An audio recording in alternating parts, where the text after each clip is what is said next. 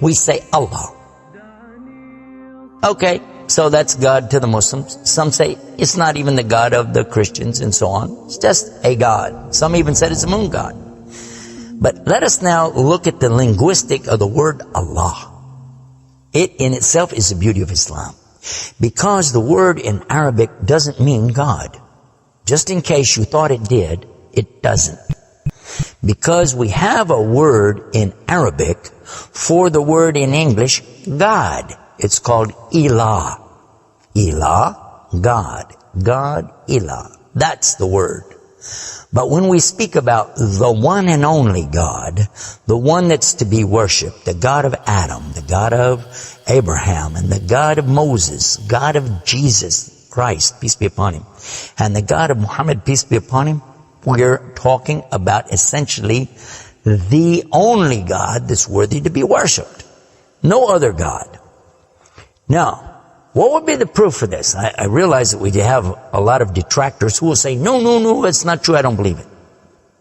Let's get a proof from the English translation of the Bible. That's a good place to start. Around the earth, there are many hotels and motels. And almost every one of them that you go to, there's a drawer beside the bed that when you open it up, you'll find a book in there and you'll take it out. Now, what is that book? And you already know the answer. It's the Bible. It's the Gideon publication of the King James Version of the Bible. The Gideons are very proud of it because they've translated it into so many languages. If you'll turn a few pages right in the beginning, you'll find examples of the translation to Chinese and Korean and into Urdu, the language of Pakistan. You'll find it into Tamil. You'll find it translated into Afrikaans language, which happens to be the first. And the second language translated to is Arabiya, Arabic. And there is an example of each one of these languages from the verse in the Gospel of John, chapter 3, verse 16. And you know it very well. For God so loved the world. That's how it begins. And if you look in the Arabic language, the example that they gave in that Bible, it says Allah. Allah. That's what it says. For Allah so loved the world. So if it's not the same God, then why? All over the entire earth, everywhere I go, I find this exact same word being used in the Bible of the Christians. Now you might say, what about the Old Testament? Well, just in case you would like to check it out, you can obtain a copy of this from our website. It's called The Beauties of Islam. Let me spell it out for you. It starts with B, beautiesofislam.com. Go there and see for yourself. The example is right there. Page 1 of the book of Genesis, of the very beginning of the Quran. Page 1 has 17 verses. And there's the word Allah. Alif, Lam, Ha, 17 times. So just as it's the God for the children of Israel in Arabic language, and it's the God for the Arabs who are Christians, it's also the same God for the Muslims. The word is Allah. Why Allah? Why is it important to have this particular word, and why don't we have it in English? Now, I want to come to the etymology of the word. It comes from the word Ilah, and Ilah means God. But God is defined as what? Anything that's worshipped, whether it be something you can see or you don't see. Something you can touch or not touch, something that you can hear or not hear. A God could be anything. A God could be a rock, a stick, a stone, a bone. A God could be something that you can make with your hands. A God can be something you could use your imagination for. It could be a human being. A God could be anything. G-O-D, God could be anything. But there is no word in English for Allah. So when you translate the word Allah to be God, you've actually diminished the meaning of Allah. That's why whenever you translate the Bible from English to Arabic, you need to use the word Allah instead of God with a big G, which now gives us a clue to the problem. In the English language, they only have one word, God.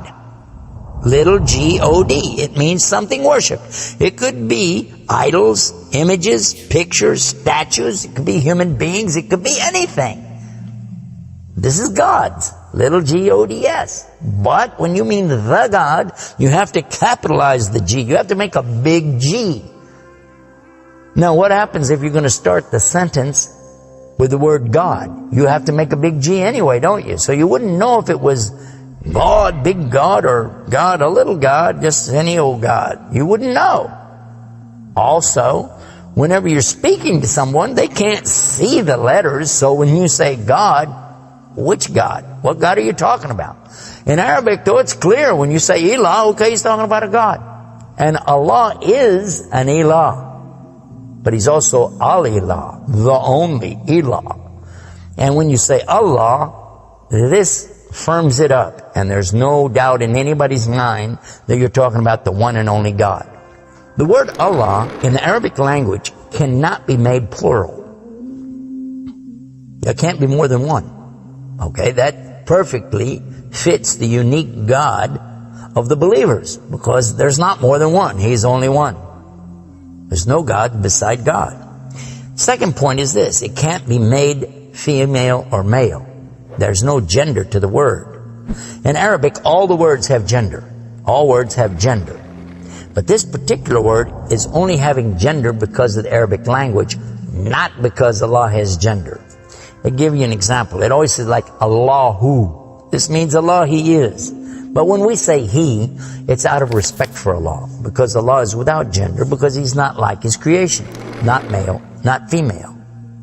Additionally, we find that the examples in Quran, for instance, when Allah is talking about Himself, you'll find it says Nahnu. Nahnu means we. And Allah refers to Himself as Nahnu. He also says khalaqna. He says khalaqna. What does that mean? He's saying that we created.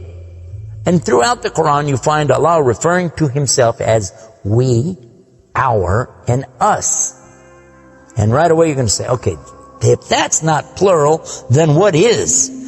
In fact, this is the royal we used by a king or a queen when they're giving decrees. We have it in English too, so you can understand. The king says, we decree the following, and he's talking about himself. It's the royal we. Now, I thought about this quite a bit, and I was trying to think, how could I give a better example? After all, most of us, myself included, never met a king, never met a queen, and so I'm not really familiar with that usage. Although it's there, I'm not sure what you're talking about. So then in studying the English language, we find that it's true that we do that when we speak to someone directly. Watch this. When I say, for instance, this cup. Okay. I would say, this is a cup. This is a cup of tea. I would say, this book is. I would say, those artifacts are. Those are. This is. These are. So I'm saying is and are. Did you catch this now? These things are. This is. Now when I speak to a human being, how do I do this? Well, I will say, you guys. All of you are. All of you are. A-R-E. But when I speak to somebody directly, do I say you is or you are? I will say you are. Why? Simply because this is the respect, honor, and dignity that I'm giving. There's no plural there. When I say to you, you are my friend. You are a lovely person. But why am I saying are? Why aren't I saying is? You is my friend. You is a lovely person. You'll say, man, this guy doesn't know English language. And in fact, that's how we can understand this usage of we and our when Allah is talking about Himself. This is the same as when I say I. I don't say I is, I say I am. And again, it's to show the, not plural, but rather the specific nobility, dignity, and honor that you give to the one who's speaking about himself and to the one he's speaking to. And in the same way, that's exactly what Allah is doing when He says Nahnu and Khalaqna and other examples throughout the Quran. So now what we've learned is that Allah's name itself is the perfect name for Allah. It is something that is so fantastic to describe who He is and who He isn't. The one and only God. There is none other like Him, nothing like unto Him, Allah, and at the same time, the dignity, the royalty, the honor that's due Him is contained in His name. Not like anything else, not male, not female, and yet He is the all Allah, the only God.